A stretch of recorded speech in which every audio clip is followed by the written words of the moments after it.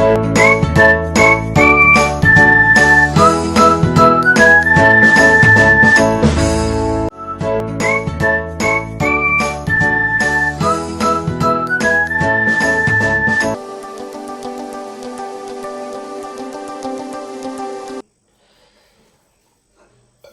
भाई, पिछले लेक्चर में आइसोथर्मल और आइसोबारिक तक मैंने करा दिया था आपको। अभी लिखते हैं हम आइसोकोहरिक प्रोसेस, है ना। बायल्स लॉ और चार्ल्स लॉ पढ़ाया था, है ना। तो आइसोकोहरिक प्रोसेस, आइसोकोहरिक प्रोसेस, आइसोथर्मल और आइसोबारिक पढ़ा दिया था। अब पढ़ते हैं हम आइसोकोहरिक प्रोसेस। बताओ बेटा, आइसोकोहरिक प्रोसेस में क्या होता है? वॉल्यूम कांस्टेंट होता है, सही है। तो PV is equal to nRT। जब वॉल्यूम कांस्टेंट होगा nR upon V into T, ऐसे। तो बताओ मेरे को, ये कांस्टेंट हो जाएगा ना, तो P is equal to KT, P is equal to KT। तो P is equal to MT, Y is equal to MX की तरह बनेगा ना इसका ग्राफ। कैसा ग्राफ बनेगा बेटा इसका? Y is equal to MX की तरह। तो आइसोकोहरिक प्रोसेस में अगर जो मैं प्रेशर वर्सेस टेम्परेचर का ग्राफ खींचता हूं, तो बेटा बताओ अंकित, कैसा आएगा?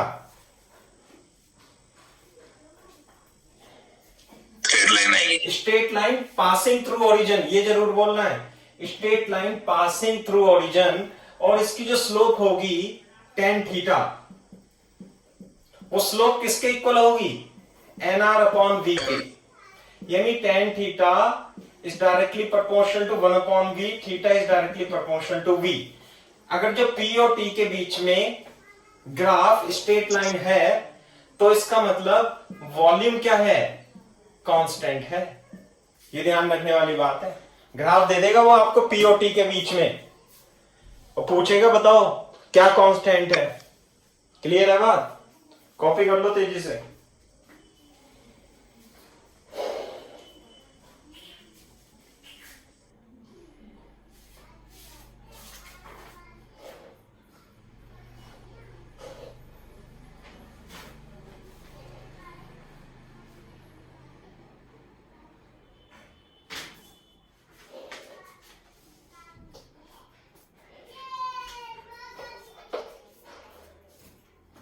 जितने भी ग्राफ मैंने पिछले लेक्चर में पढ़ाए थे, इस लेक्चर में पढ़ाए हैं, मतलब एक एक बार आप देख लेना भाई कैसे। और ये जरूर दिखाना है कि ये ओरिजिन से होके पास जा रही है ना, नहीं तो पता नहीं लगता फिर।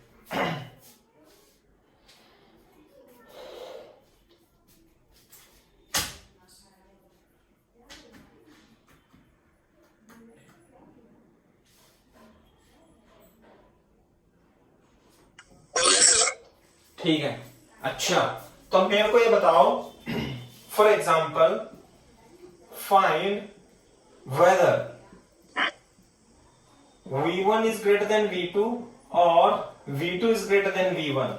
What is V1, V2? Volume. In following graph, in following PT graph, following PT graph. कैसे है following PT graph? प्रेशर और टेम्परेचर के बीच एक ग्राफ ये है और एक ग्राफ ये है। ये 1 है, ये 2 है। बोलो, दोनों ही क्या है बेटा? Straight line. दोनों ही क्या है बेटा? Straight line. इसका वॉल्यूम V1, इसका वॉल्यूम V2। बताओ कौन सा ज्यादा होगा? पहले केस में वॉल्यूम V1, दूसरे केस में वॉल्यूम V2। कौन से केस में वॉल्यूम V2 V1 ज्यादा होगा? V1 ज्यादा होगा। V1 ज्यादा होगा, बिल्कुल सही बात है। क्यों ज्यादा होगा? क्योंकि ये θ1 है और ये θ2 है। Since θ1 is less than θ2। और पीटी ग्राफ में आप जब आप रख के देखोगे तो जो स्लोप होगी वो nR अपॉन वॉल्यूम होगा, दैट इज tan थीटा। इसलिए, है ना, ये इनवर्सली प्रोपोर्शनल है, इनवर्सली प्रोपोर्शनल टू V। इसलिए V1 is greater than V2। तो V1 is greater than V2, this option is the correct option, ऐसे बताना है। मतलब बहुत ही अच्छा सवाल है ये, अच्छे सवाल की श्रेणी में आता है।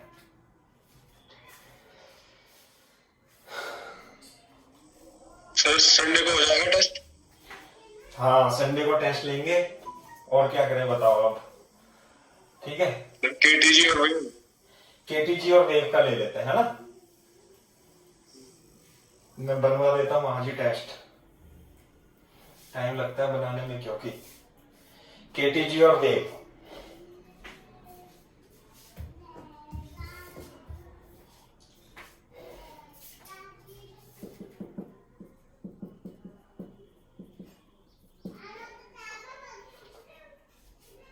वॉल्यूम कांस्टेंट,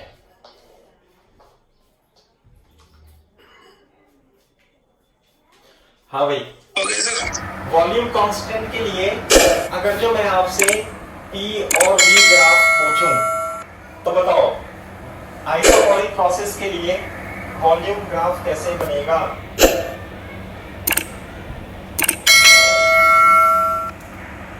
सर पी के पैरेलल लाइन जाएगी। बिल्कुल सही बात है, ऐसे P के पहले, क्योंकि वॉल्यूम क्या रहेगा हमेशा कांस्टेंट। ये बात है। अगर जो मैं आपसे पूछूं P और V में कैसा ग्राफ बनेगा भाई, तो वो भी वॉल्यूम, क्योंकि क्या है कांस्टेंट, जो चीज कांस्टेंट होगी वो तो कांस्टेंट ही रहेगी। ऐसे करके चाहे T में बनाओ चाहे V में बनाओ, उससे क्या मतलब है।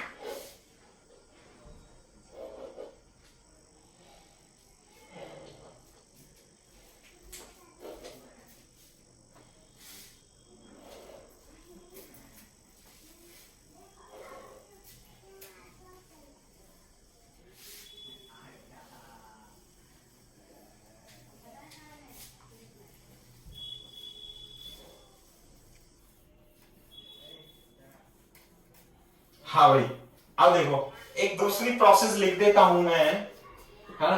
अब प्रोसेस होगी एडियाबैटिक प्रोसेस।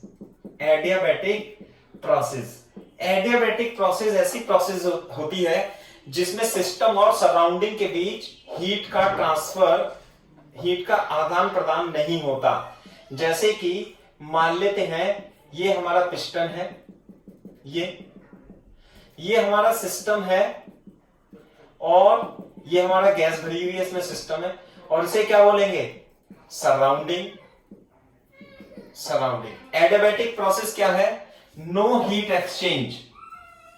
क्या होगा, no heat exchange, no heat exchange between system and surrounding, no heat exchange between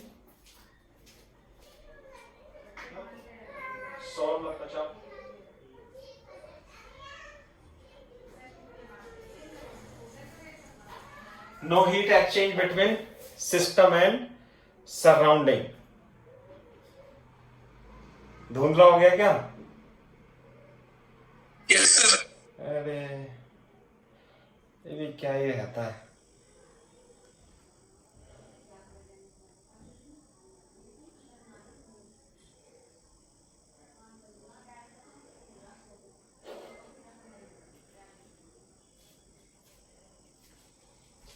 अब सही है सर। हाँ हाँ भाई हीट एक्सचेंज क्या होगा इसमें, हीट एक्सचेंज होती है डीक्यू। डीक्यू जो होती है जीरो होती है। दूसरा जैसे आइसोथर्मल प्रोसेस के लिए, आइसोथर्मल के लिए PV is equal to constant था ना, एडियाबैटिक के लिए, एडियाबैटिक के लिए क्या होगा बेटा, एडियाबैटिक के लिए पीवी की power gamma is equal to constant होता है। आई बात समझ में, PV is equal to gamma is equal to constant, where gamma is CP upon CV, ratio of specific heat capacity at pressure to the volume.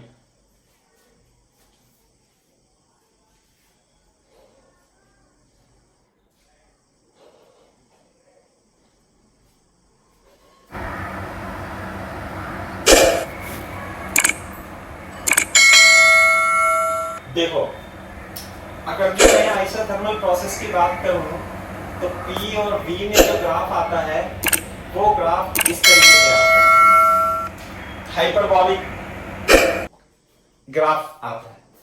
और अगर जो मैं एडियाबैटिक प्रोसेस की बात करूं P और V में भी ग्राफ ऐसे ही आता है हाइपरबॉलिक, लेकिन इसकी स्लोप थोड़ी होती है, थोड़ी कांस्टेंट, थोड़ी बड़ी होती है। देखो कैसे, बोर्ड पे देखो, दोनों को बनाने का तरीका एक है, लेकिन इसमें और इसमें देख देख करके हम बता नहीं सकते कि कौन सा आइसोथर्मल है कौन सा एडियाबैटिक है। लेकिन आप दोनों को यदि एक ही ग्राफ में रिप्रेजेंट करोगे, ये ऐसे, ये तो हो जाएगा आइसोथर्मल, और ये वाला जो ग्राफ होगा, है ना, ये क्या हो जाएगा बेटा, ये हो जाएगा आइसोथर्मल। क्लियर है? और ये वाला जो ग्राफ हो जाएगा ये हो जाएगा एडियाबैटिक। ये कैसा हो जाएगा, एडियाबैटिक। यहां पे लिख देता हूं मैं तो, ठीक है भाई। P और V ये थोड़ा सा खड़ा होता है, इसकी स्लोप क्या होती है, ज्यादा होता है, ये खड़ा होता है, ये थोड़ा लेटा होता है आइसोथर्मल। देखो मैंने थोड़ा सा ये खड़ा बनाया इसमें ऐसे करके, है ना, जाएगा तो ये यहां पे एंड में ऐसे करके जाएगा तो ये एंड में, लेकिन ये थोड़ा खड़ा होता है, इसकी स्लोप थोड़ी कम होती है। तो आप दोनों को डिस्टिंग्विश करके बता सकते हैं यदि दोनों को एक साथ बनाते हो तो, आइसोथर्मल और adiabatic.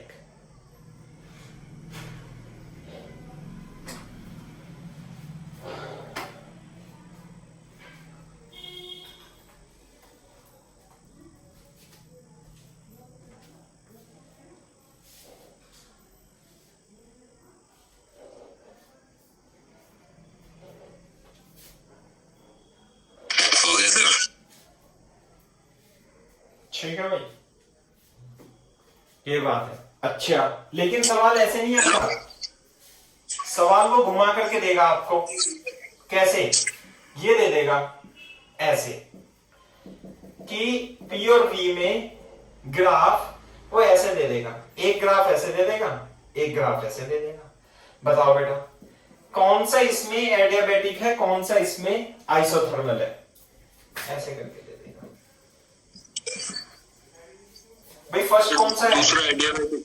First sir first isothermal. Very good, first isothermal है। कैसे? ये रहा ना, देखो ये आइसोथर्मल। और सेकंड कौन सा है बेटा?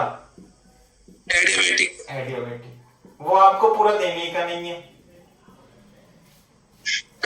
लेकिन वो और भी ज्यादा इंटेलिजेंसी दिखा सकता है। कैसे?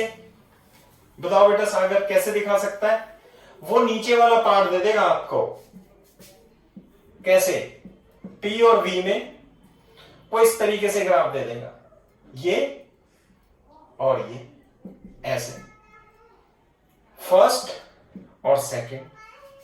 बताओ इसमें से फर्स्ट कौन सा है? एडियाबैटिक होगा। एडियाबैटिक। एडियाबैटिक ये रहा ना फर्स्ट, ये रहा, ऐसे करके देगा, ऐसे ऐसे करके। This is adiabatic and this is isothermal.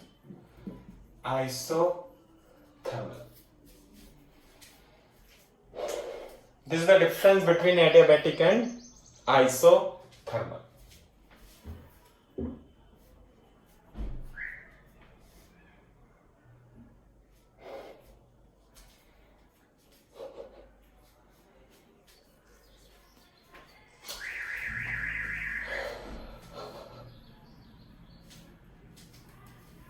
This is adiabatic process.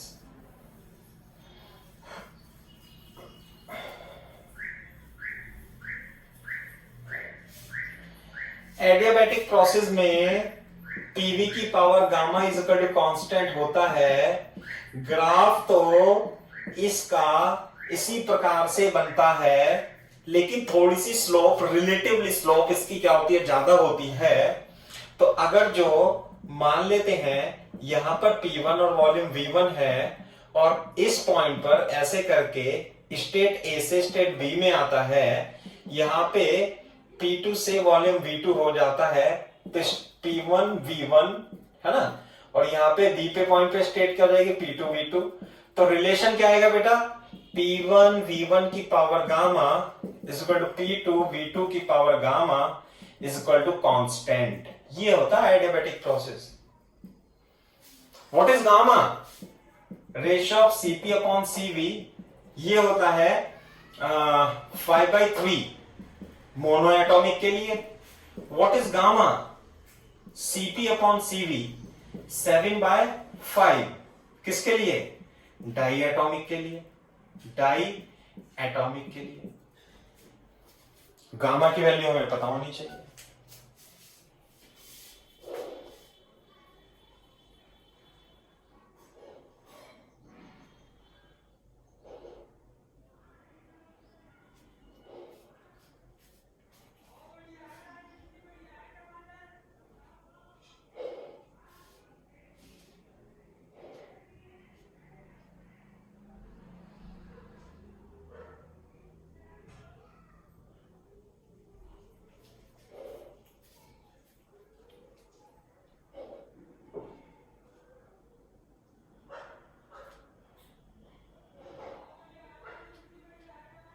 हो गया भाई? Yes sir. चलो जी, चलो ये तो हो गया। थोड़ी हाँ, कोई डाउट हो तो पूछ सकते हो। सर मैं क्वेश्चन बोल रहा था ये सर। अच्छा अच्छा, क्वेश्चन में अभी इसे पढ़ा लूं तो फिर डिस्कस कर लेंगे, है ना, शीट का ना। सर फॉर्मूला में कंफ्यूजन थी बस थोड़ा सा देख। अच्छा मैं बता दूंगा, अभी रुक जाओ, पहले पढ़ा लेता हूँ, है ना। तैयार रख दो अपने डाउट क्लियर ओके सर। फिर ही खत्म करेंगे, है ना। ये है, अब लिखते हैं हम first law of thermodynamic. First law of thermodynamic, first law of thermodynamic, first law of thermodynamic. What is first law of thermodynamic, board पे देखो। ये मान लिया हमारे पास कंटेनर है और इसमें एक पिस्टन लगा हुआ है ऐसे करके, यूं।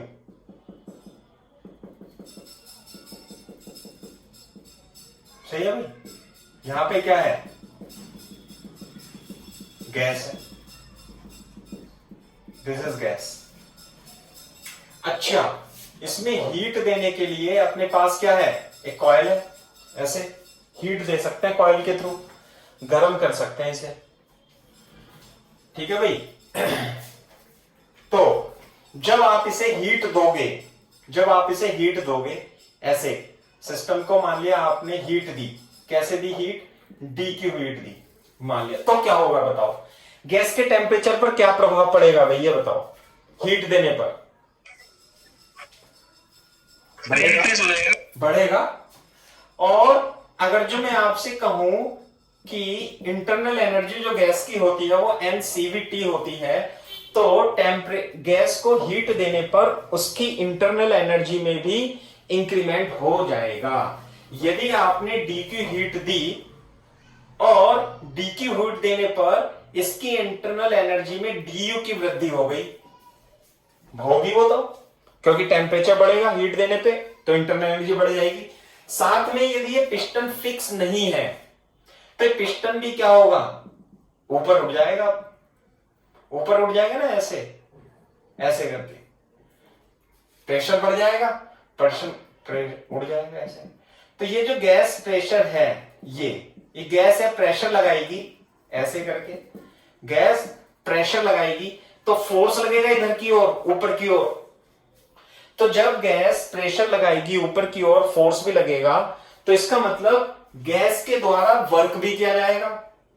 तो गैस के द्वारा वर्क कितना होगा, ऊपर की ओर हो जाएगा, गैस के द्वारा वर्क भी होगा। इसका मतलब यदि आप इसे हीट देते हो, हीट देते हो, हीट देते हो, तो वो हीट कुछ तो कन्वर्ट हो जाएगी उसकी इंटरनल एनर्जी बढ़ाने में, और कुछ खत्म हो जाएगी गैस के द्वारा वर्क करने में। यही फर्स्ट लॉ ऑफ थर्मोडायनेमिक है। What is first law of thermodynamic? Heat given to the system will be converted into change its internal energy and the work done by the gas.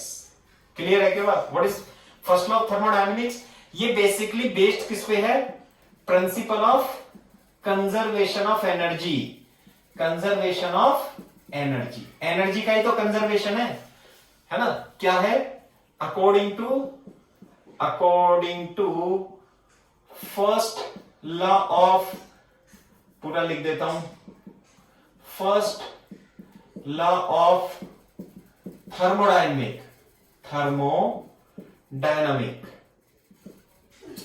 heat given to the system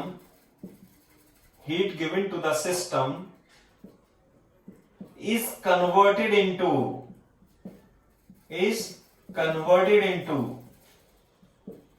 change in its internal energy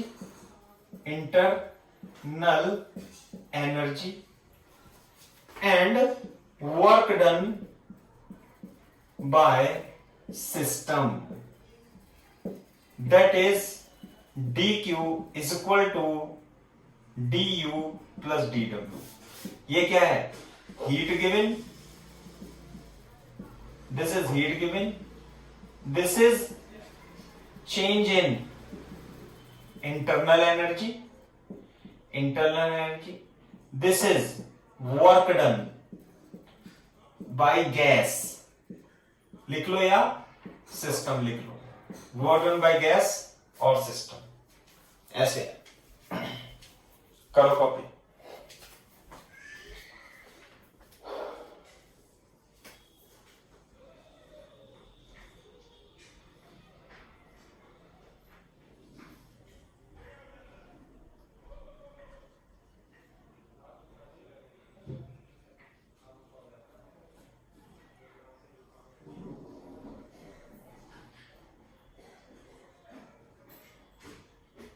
खाना बना लेना, मैं भी खाऊंगा, मैं पढ़ाऊंगा भी इसके बाद.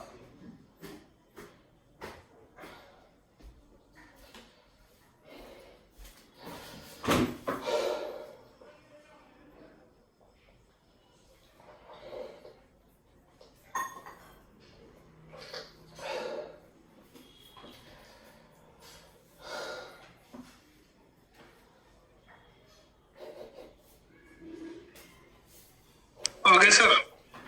Very good. ये फर्स्ट लॉ है. क्वेश्चन पूछा जाता है first law of thermodynamics based upon principal of conservation of energy. ठीक है. अब बोर्ड टू देखो, अब हम इसमें लिखते हैं, जब हम इसमें इक्वेशन में Q, U और W लिखेंगे तो उसमें आता है साइन कन्वेंशन. केमिस्ट्री में कुछ और होता है, वर्क का साइन कन्वेंशन, उसे आप एक तरफ रख देना, है ना? जैसे हम फिजिक्स में करा रहे हैं वो आप देख लेना, है ना? साइन कन्वेंशन क्या है? If Q is given to system, तो क्या लेंगे हम? पॉजिटिव. if Q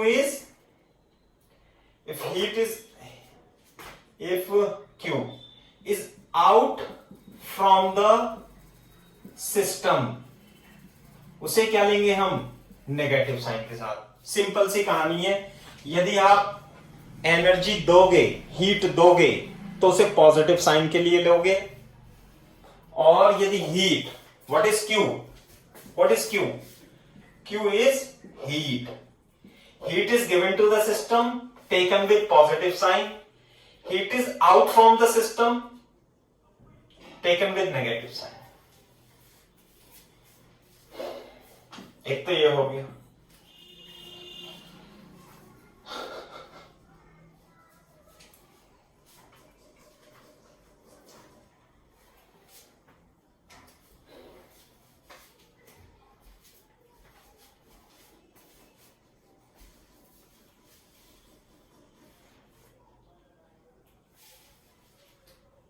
दूसरा, वर्क के लिए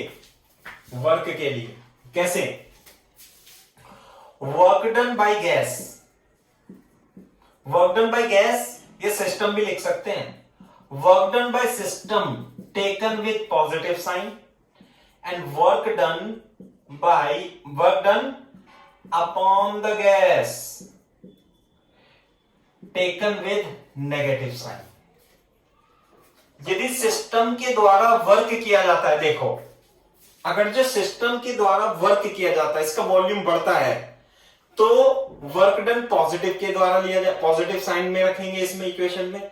और यदि आप इसे दबाते हो ऐसे करके, आपने इसे दबा दिया तो आपने वर्क किया सिस्टम पे, इसका वॉल्यूम कम हो गया तो इसमें वर्क नेगेटिव साइन के साथ रखा जाएगा। ये बात है।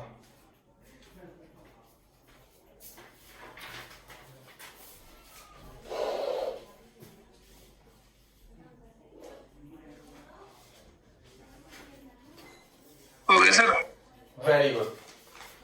अब देखो, तो हमें इस फर्स्ट लॉ ऑफ थर्मोडायनेमिक्स में मैंने प्रोसेस तो पढ़ा दी थी आपको कई सारी, आइसोथर्मल, बायल्स लॉ, चार्ल्स लॉ की फॉर्म में, है ना, आइडियाबैटिक, आइसोबारिक और जो भी है।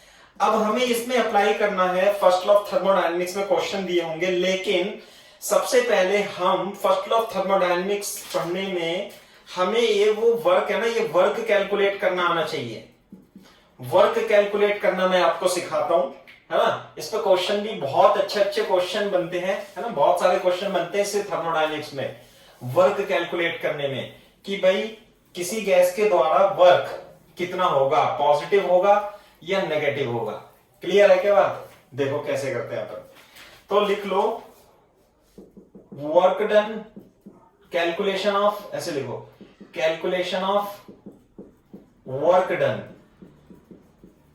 in different process, calculation of work done in different process।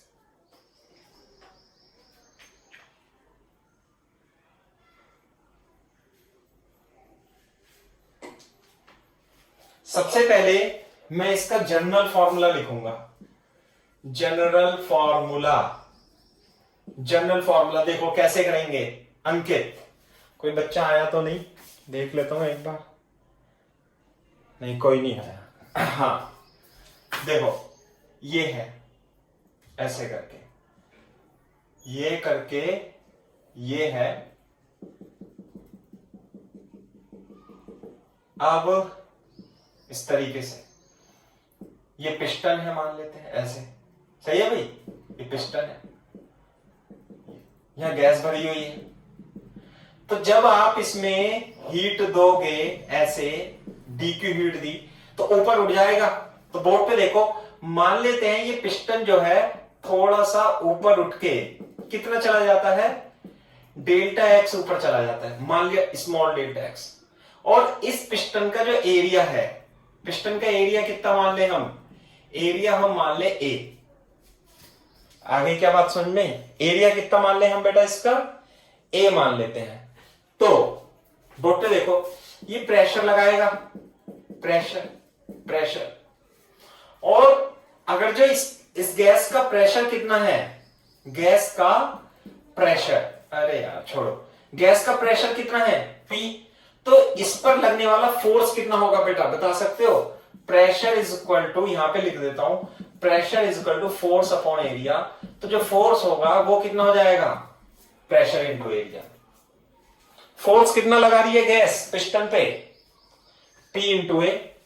तो ये बताओ, छोटा सा एलिमेंटल वर्क करने में, एलिमेंटल डिस्प्लेसमेंट dx करने में एलिमेंटल वर्क कितना होगा, F डॉट dx होगा। एलिमेंटल डिस्प्लेसमेंट, छोटा सा आपने डिस्प्लेसमेंट कर दिया इसका, तो छोटा सा ही वर्क करना पड़ेगा। एलिमेंटल डिस्प्लेसमेंट के लिए एलिमेंटल वर्क करना पड़ेगा। तो बेटा टोटल वर्क कितना होगा, इंटीग्रेशन कर देंगे dw का, इंटीग्रेशन कितना, f dx total work.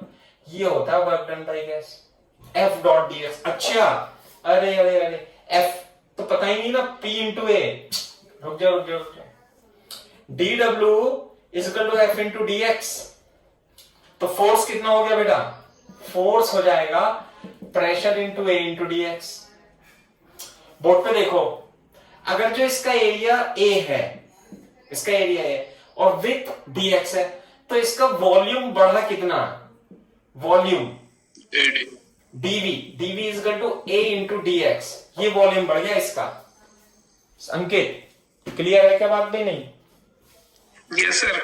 Volume बढ़ गया a इंटू dx, तो बेटा dv कितना, a इंटू dx, तो इसे क्या लिख देंगे हम, p इंटू dv। तो वर्ग का जनरल फॉर्मूला ये है, जनरल फॉर्मूला ये है, p इंटू dv का इंटीग्रेशन से हम हर एक प्रोसेस में वर्ग निकालेंगे।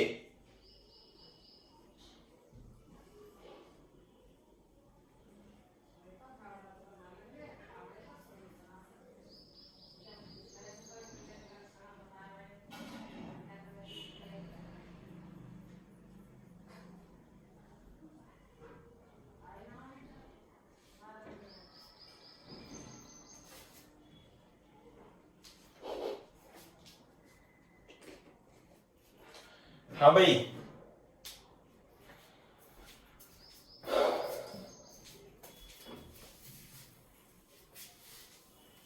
सबसे पहली प्रोसेस कौन सी है भाई, आइसोथर्मल प्रोसेस। तो सबसे पहला फॉर्मूला लिखो, work done in isothermal process, work done in isothermal process,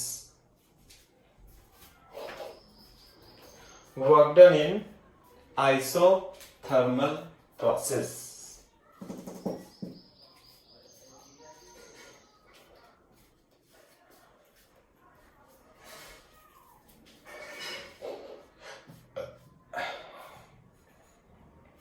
copy कर लो तो बता देना अंकित।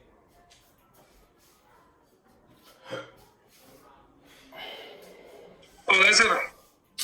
अच्छा जी, आइसोथर्मल प्रोसेस का मतलब होता है टेम्परेचर होना चाहिए constant, PV is equal to NRT में N constant, R constant, T constant, PV is equal to constant. Clear है क्या बात? अगर जो मैं पी और वी के बीच में ग्राफ बनाऊं तो कैसा ग्राफ आता है आइसोथर्मल प्रोसेस का, ये आता है।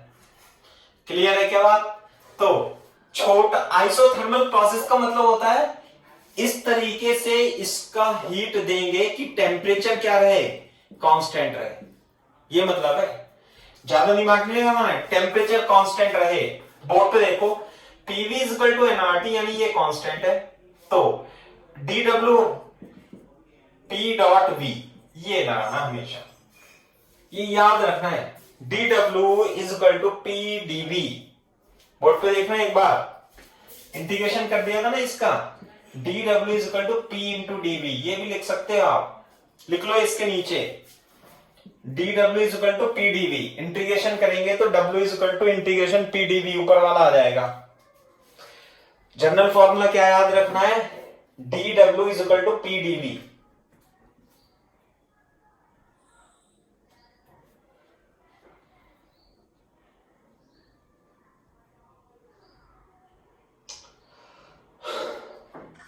सर देखो तो टोटल वर्क कैसे मिलेगा भैया, दोनों तरफ इंटीग्रेशन कर दें, W मिल जाएगा total P into DV. Board पे देखो, मान लेते हैं इनिशियल वॉल्यूम कितना था V1, अब फाइनल वॉल्यूम क्या हो गया V2, यानी पहले स्टेट थी A, अब स्टेट हो गई B। कैसे, इसका वॉल्यूम इनिशियल कितना था यहां तक V1, ये अब बढ़ा करके टोटल वॉल्यूम कितना हो गया बेटा V2। कहने का मतलब ये है V1 से V2 बढ़ गया वॉल्यूम। तो बोर्ड पे देखो, लोअर लिमिट क्या हो जाएगी V1 और अपर लिमिट क्या हो जाएगी V2। लेकिन बात एक है कि इस इंटीग्रेशन के अंदर हमारे दो वेरिएबल हो गए, हमें इंटीग्रेशन करना है लेकिन दो वेरिएबल है, एक तो V और P। वॉल्यूम भी चेंज हो रहा है, प्रेशर भी चेंज हो रहा है। तो इंटीग्रेशन कैलकुलेट आप तभी कर सकते हो जब इंटीग्रेशन के अंदर केवल और केवल एक वेरिएबल हो। आई बात समझ में? एक वेरिएबल का मतलब या तो इसके अंदर P हो या इसके अंदर V हो। सही है? जैसे कि बोर्ड पे देखो, यह P भी है और V भी है, तो टोटल वर्क हम कैलकुलेट कर सकते थे V1 से V2 तक V1 से V2 तक यदि इसके अंदर केवल और केवल वॉल्यूम होता तो मैं क्या करूंगा, मैं PV इक्वल टू nRT से प्रेशर की जगह nRT अपॉन V लिख सकता हूं। सही है, तो प्रेशर की जगह मैंने क्या लिख दिया, V1 से V2 nRT upon V into dV लिख दिया। क्लियर है बात? अब बोर्ड पे देखो, इंटीग्रेशन के अंदर यदि कोई क्वांटिटी कांस्टेंट होती है तो वो बाहर आ जाती है। अब यहां पे आइसोथर्मल प्रोसेस के लिए nRT कांस्टेंट है तो ये बाहर आ जाएगा और V1 से V2 तक dV अपॉन V बच जाएगा।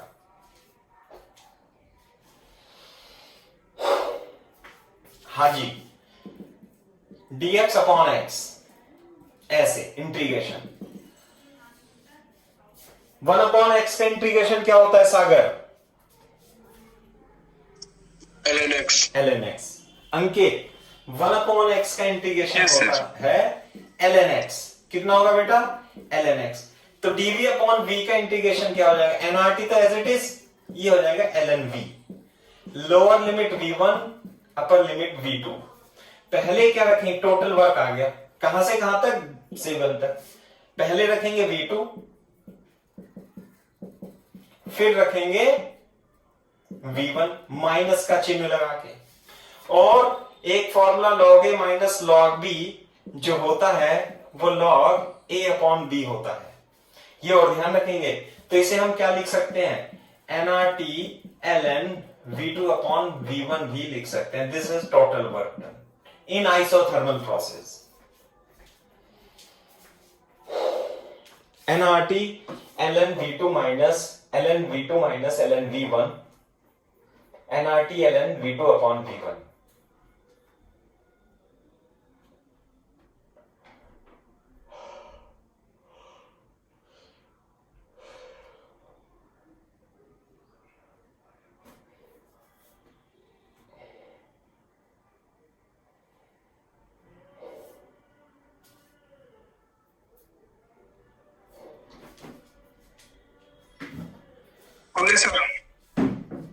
ठीक है,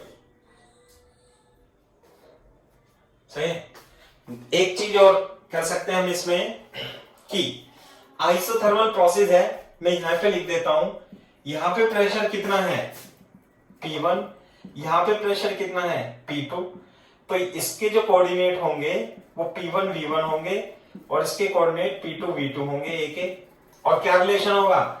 P1 V1 P2 V2 ऊपर ही लिख लेना यहीं पे कहीं पे, और V1 अपॉन V2 को मैं P2 अपॉन P1 भी लिख सकता हूं।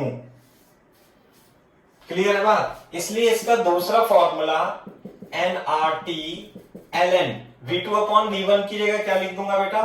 P1 अपॉन P2 लिख दूंगा। बस ये प्रेशर की टर्म में है, वो फाइनल और इनिशियल वॉल्यूम की टर्म में है।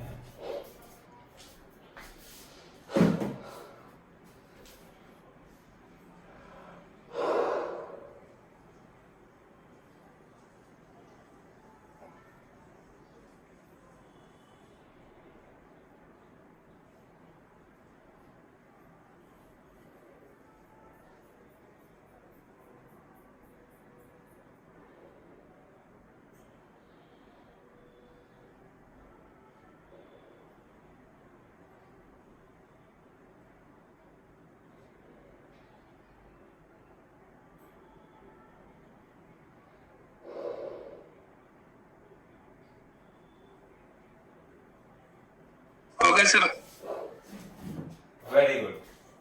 क्लियर है बात भाई? ये आइसोथर्मल प्रोसेस का वर्क है। फॉर्मूला याद रखना, डायरेक्ट याद करेंगे। Final volume upon initial volume भी लिख सकते हैं और initial pressure upon final pressure भी लिख सकते हैं। दूसरी बात, एक बात और बता देता हूं मैं, जब मैंने आपको इंटीग्रेशन पढ़ाया था, है ना, इंटीग्रेशन जब आपको पढ़ाया था और नहीं भी पढ़ाया होगा, है ना, कुछ बच्चों ने नहीं पढ़ा था, वैसे तो मैंने पढ़ाया था कि जो एरिया होता है, एरिया वो होता है y dx। अगर जो मान लिया ये हमारे पास y है और ये x है और कोई है y इक्वल टू fx कोई ग्राफ है, तो अगर जो मैं उसका इंटीग्रेशन करता हूं x1 से x2 तक, तो ये जो एरिया होगा, ये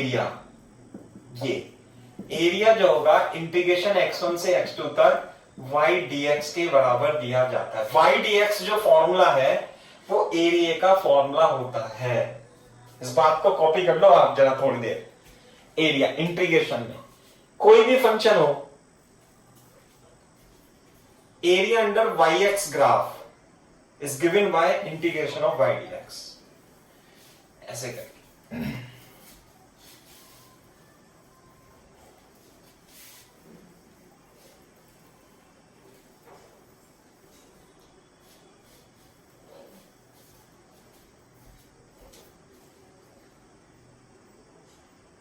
हो गया सर। तो अब बोर्ड पे देखो एक बार जरा, जैसे कि ये हमारा पीवी ग्राफ है, ऐसे करके t इक्वल टू कांस्टेंट के लिए कहां से कहां तक, v1 से v2 तक। इनिशियल वॉल्यूम क्या था, इनिशियल वॉल्यूम तो था हमारा v1, फाइनल वॉल्यूम क्या हो गया v2। v1 से जैसे यहां पे पढ़ाया था ना आपने, पहले तो v1 था, अब इसका टेम्परेचर बढ़ाया तो वॉल्यूम टोटल मिला के कितना हो गया v2, v1 से v2। तो वर्क क्या था pdv, कहां से कहां तक, इसके नीचे से लिखेंगे v1 से v2 तक। है क्या ये, what is it, area under PV graph, area under PV graph gives the total work। कैसे, ये वाला जो एरिया है ना, ये क्या आएगा, work, area is equal to work. अगर जो आप पीवी ग्राफ में एरिया निकाल देते हो किसी तरीके से, तो इसका मतलब आप क्या निकाल रहे हो, वर्क निकाल रहे हो।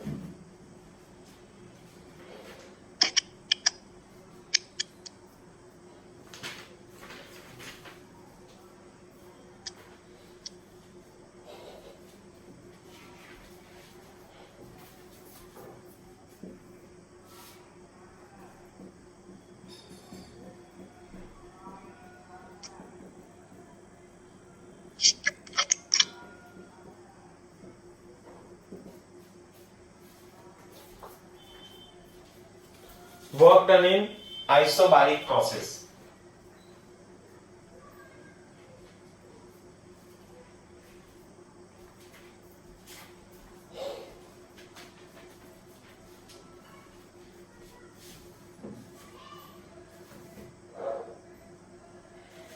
हो गया sir. Work done in isobaric process. Isobaric process क्या होती है, देखो आइसोबारिक प्रोसेस का मतलब होता है pressure is equal to constant. Board पे देखो, PV is equal to NRT, pressure constant है, v is equal to NR upon p is equal to t, तो v is equal to kT ऐसे बनेगा। तो लेकिन यदि मैं pressure is equal to constant PV graph बनाऊं, पीवी ग्राफ, तो बेटा कैसे बनेगा प्रेशर कांस्टेंट। प्रेशर कांस्टेंट का मतलब है ये रहा, ये तो कांस्टेंट है, और इनिशियल वॉल्यूम अब कितना हो जाएगा बी वाली स्टेट पे v2। ये रहा, नहीं आई बात समझ में, कोई और आया तो नहीं अभी। जब कोई एंटर होता है तो आपको भी पता लग जाता है कि कोई स्टूडेंट आ रहा है। यस। अच्छा, बता दिया करो तो फिर, है ना। तो अब तो खैर मैं देखता रहता हूं वैसे तो। ये है, मान लीजिए प्रेशर पी नोड है कांस्टेंट, प्रेशर क्या है, कांस्टेंट है, तो मैंने आपको जनरल फॉर्मूला क्या बताया था, dw इक्वल टू pdv। ये याद रखना है। सभी के सभी प्रोसेस, कैसी भी प्रोसेस हो, किसी भी दुनिया की कोई सी प्रोसेस हो, वर्क का general formula dw equal to p into dv ही होता है। इसके लिए भी ये लगाया था, इसके लिए भी ये लगाया था। और अगर जो आपको टोटल वर्क निकालना है तो क्या करेंगे हम बेटा, इसका टोटल वर्क निकालने के लिए हम इसका कर देंगे इंटीग्रेशन। तो ये क्या जाता है टोटल वर्क, यानी कि dw इक्वल टू आ गया pdv। कहां से कहां तक वॉल्यूम चेंज हो रहा है, V1 से V2 तक। लेकिन अंकित, सबसे अच्छी बात तो इसमें यह है कि इसमें प्रेशर क्या है? कांस्टेंट। कांस्टेंट। तो कांस्टेंट तो बाहर आ जाता है, लो ये तो बाहर ही आ गया, V1 V2 इंटू dV, तो आसान बन गया। बोर्ड पे बताओ। वैसे तो मैंने आपसे खूब पूछा है, dx का इंटीग्रेशन कितना होता है? x। Very good. dx का इंटीग्रेशन x, dm का इंटीग्रेशन m, dv का इंटीग्रेशन v। तो यहां पे 1 है, यानी 1 का इंटीग्रेशन dv का इंटीग्रेशन कितना आएगा बेटा? dv का इंटीग्रेशन v। कहां से कहां तक? v1 से v2 तक। बोर्ड पे देखो, तो w टोटल जो आएगा p, पहले क्या रखेंगे? अपर लिमिट, फिर क्या रखेंगे? माइनस का चिन्ह लगा के lower limit.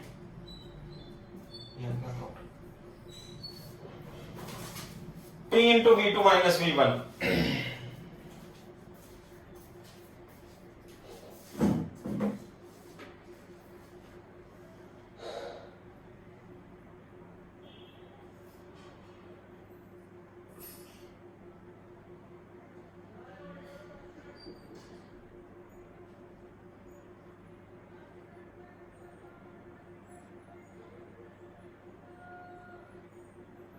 Okay sir.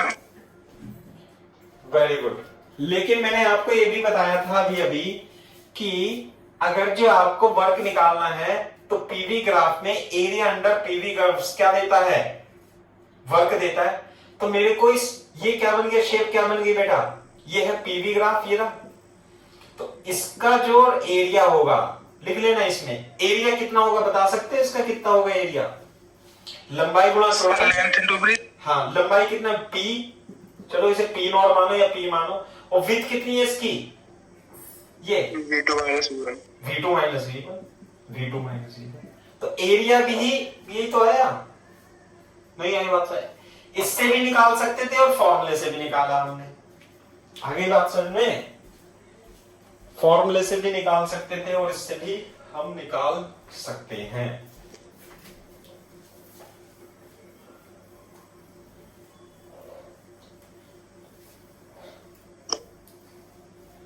Isobaric process के लिए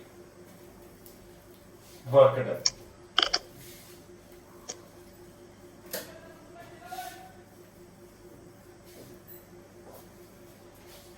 आइसोबारिक प्रोसेस के लिए, हाँ भाई। इसके बाद कौन सी प्रोसेस करते हैं हम? थर्ड प्रोसेस है आइसोकोरिक प्रोसेस। हाँ भाई, आइसोकोरिक प्रोसेस का मतलब क्या होता है? Volume constant. बोलो, वॉल्यूम कांस्टेंट का मतलब है कि आपने इसे हीट तो दे रहे हो, हीट तो आप इसे क्या कर रहे हो? दे रहे हो, लेकिन ये पिस्टन क्या है? पिस्टन फिक्स्ड है। जब वॉल्यूम कांस्टेंट है, वॉल्यूम बढ़ ही नहीं रहा, तो डीवी कितना हो जाएगा? 0। Change in volume 0। नहीं आई बात समझ में? तो dw का फॉर्मूला क्या होता है? p इंटू डीवी, और dv क्या है? 0। तो वर्क डन कितना हो गया? 0। अरे वर्क कहां से होगा जब इसे फिक्स कर दिया? वर्क तभी तो होगा जब फोर्स तो लग रहा है लेकिन डिस्प्लेसमेंट है नहीं। फोर्स तो लग रहा है, डिस्प्लेसमेंट है नहीं, वर्क कितना हो जाएगा? 0।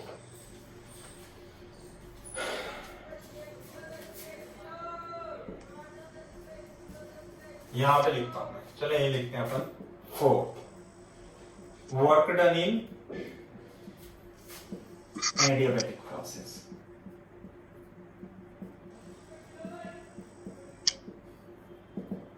Work done in adiabatic process.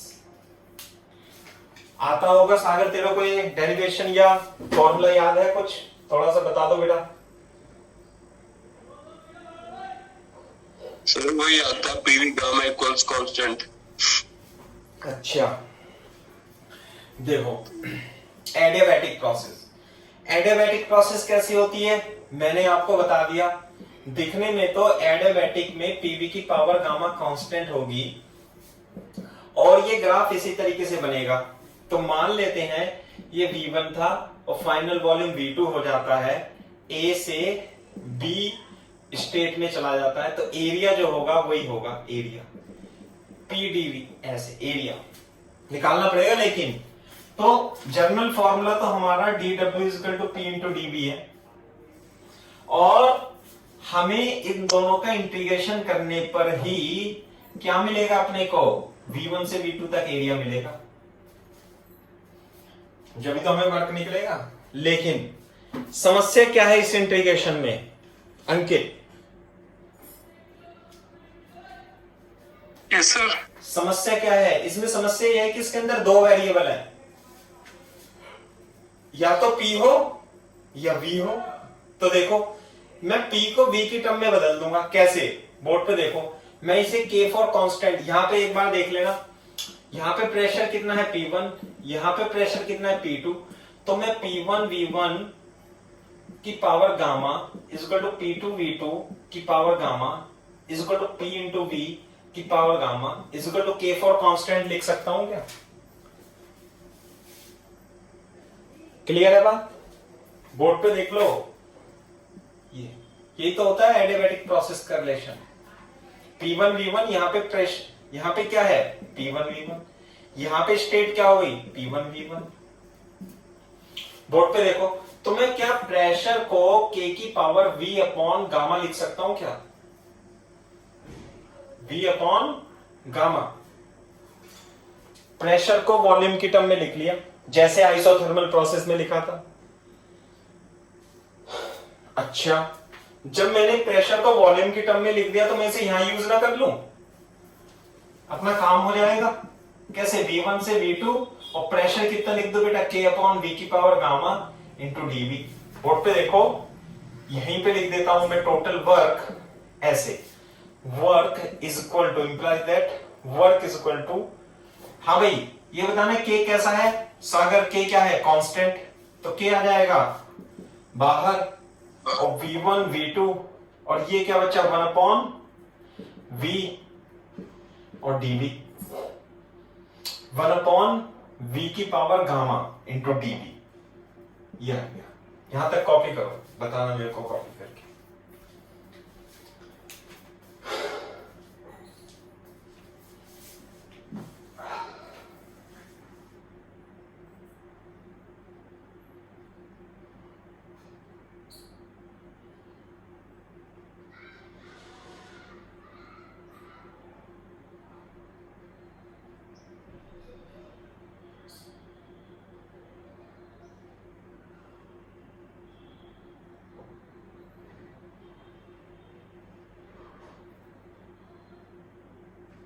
हो गया भाई? Yes sir. तो अब मेरे को इसका इंटीग्रेशन करना है। देखो इंटीग्रेशन कैसे करूंगा मैं, यहां पे k v1 से v2 तक, क्या मैं इसे v की पावर माइनस गामा लिख सकता हूं? बिल्कुल लिख सकता हूं। तो मेरे को ये बता दो आप, x की पावर n का इंटीग्रेशन क्या होता है?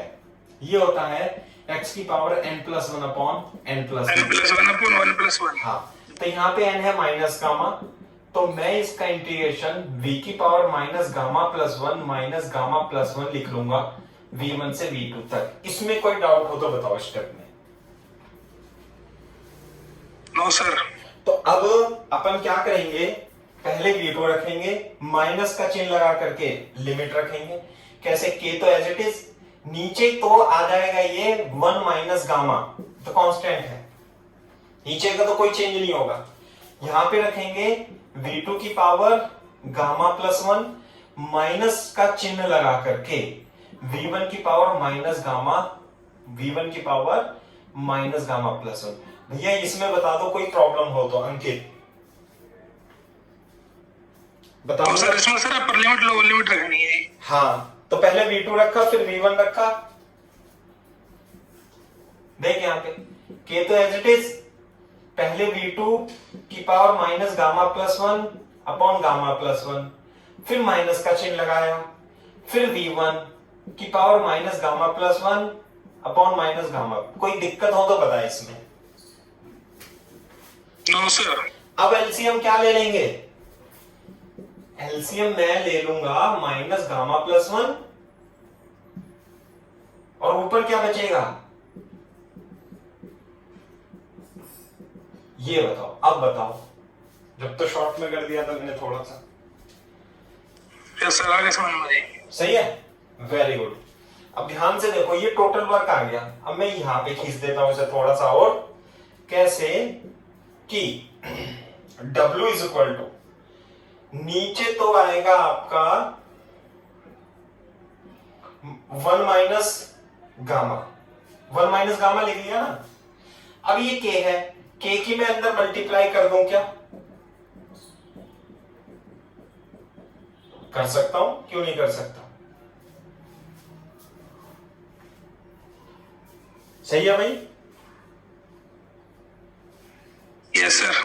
अब यहां पे देखो, ये कहानी देखो। P1 V1 की पावर गामा, P2 V2 की power gamma is equal to PV की power gamma is equal to K for constant. तो K की वैल्यू ये भी है, K की वैल्यू ये भी है। तो मेरी मर्जी में कुछ भी लिख सकता हूं। मैंने यहां K की वैल्यू P2 V2 की पावर गामा लिख दी और ये V2 की पावर माइनस गामा प्लस 1 लिख दिया। मैंने यहां K की वैल्यू P1 V1 की पावर गामा लिख दी, यहां V1 माइनस गामा प्लस 1 लिख दिया, अपॉन 1 माइनस गामा आ गया। ऐसा क्यों किया मैंने? क्योंकि यहां पे V2 है तो V2 वाली टर्म में लिख दिया K, यहां V1 है, यहां V1 की टर्म में लिख दिया माइनस K, है ना। तो इससे मेरे को फायदा क्या होगा? इससे मेरे को सिंप्लीफिकेशन में आ जाएगा फॉर्मूला। V2 की पावर गामा और V2 की पावर माइनस गामा कट जाएगा, तो P2 इंटू V2 बचेगा क्योंकि V2 की पावर 1 है। इसी तरीके से यहां P1 V1 की पावर गामा और V1 की गामा माइनस 1 कट जाएगा और ये 1 माइनस गामा बचेगा। This is the work done in adiabatic process. नहीं कैलकुलेशन समझ में आई हो तो मैं बता सकता हूं दोबारा से।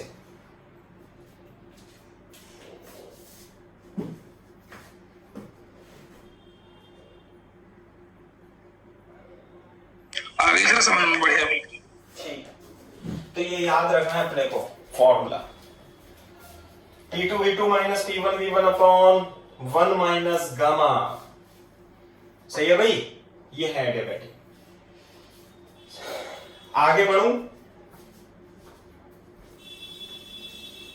Yes sir. तो बस कल पढ़ाते सर, बच्चे बने आए और बच्चे। जैसे तेरी इच्छा भी, चलो कल पढ़ा देंगे। थक गया? क्या सर, पढ़ा दो, कोई दिक्कत नहीं है, मुझे तो बस पढ़ा रहा था इसलिए। नहीं कोई बात नहीं, कल पढ़ा दूंगा। तो सागर, समझ में तो आ रहा होगा बच्चों तुम्हें ये थोड़ा बहुत? Yes sir. सर एक छोटी सी प्रॉब्लम थी, वो बताओ। हाँ बताओ। सर मैं क्वेश्चन कर रहा था उसमें, मतलब उसमें ये समझ में नहीं आया कि एवरेज काइनेटिक एनर्जी क्या होती है और टोटल काइनेटिक एनर्जी, उसके लिए फॉर्मूला क्या होता है जी? अच्छा, तो कौन सा क्वेश्चन है मेरे को बता दे। सर फॉर्मूला बता दो इन दोनों का कि एवरेज काइनेटिक एनर्जी होती क्या है और टोटल काइनेटिक एनर्जी क्या होती है। मैं बता रहा हूं क्वेश्चन में तुम्हें। देखो, अगर जो टोटल एनर्जी पूछी है, टोटल, मेरी बात सुनो, उसमें एनर्जी, टोटल एनर्जी पूछी होगी, है ना। दो तरीके से है, मोनो एटॉमिक गैस होगी या डाई एटॉमिक गैस होगी, ऐसे करके है क्वेश्चन। यदि तो इसमें जो टोटल एनर्जी गैस रहती है, मैंने बताया था ना, F/2 PV होगी। ये तो हो जाएगा टोटल। एवरेज काइनेटिक एनर्जी और टोटल काइनेटिक एनर्जी का मतलब एक ही है। आई बात समझ में ना? एवरेज और टोटल काइनेटिक एनर्जी एक ही बात है। तो टोटल तो F/2 PV लिखेंगे, इसके लिए भी F/2 PV लिखेंगे टोटल। सुनते जाना। लेकिन मोनो एटॉमिक के लिए F डिग्री फ्रीडम 3/2 PV हो जाएगी, ये 5/2 PV हो जाएगी। टोटल की बात कर रहे हैं हम। लेकिन मोनो एटॉमिक में टोटल ही ट्रांसलेशनल काइनेटिक एनर्जी होगी।